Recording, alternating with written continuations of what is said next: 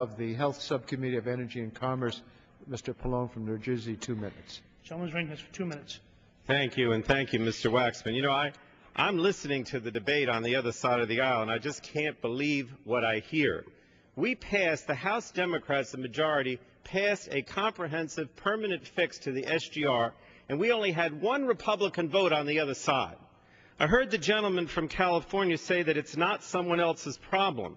That's true. It's also the Republican problem. You have a responsibility as Republicans to help us out, and you're not helping us out at all.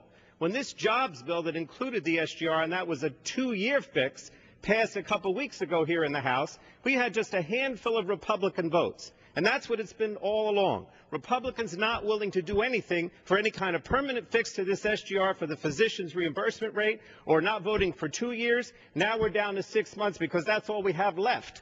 And I don't like it any more than anybody else, but I'm going to vote for it today, and I hope that all of you will join us in voting for it. When you talk about the fact that the problem is that you're not willing to help us out.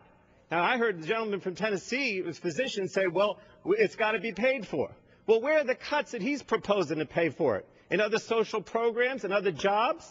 That's the problem here. We had a comprehensive jobs package that included this SGR. It would have had a summer jobs program. It would have done a lot of things to put Americans back to work, bring jobs back from overseas, tax cuts and changes in the tax code that would have made a difference. But we don't get any Republican support. We don't get anything. All you do is sit there and say that you want to solve the problem, but don't put up any votes or come up with any solutions whatsoever. So we're forced today to deal with this, and we're going to vote for it. But if I keep hearing more and more about permanent fix, there's no support on the other side of the aisle for the permanent fix. Don't kid those doctors and make them believe that you're going to vote for some kind of permanent fix. You never have. I don't see it. I remember when you were in the majority and we kept kicking the can down the road. We inherited this mess from all of you.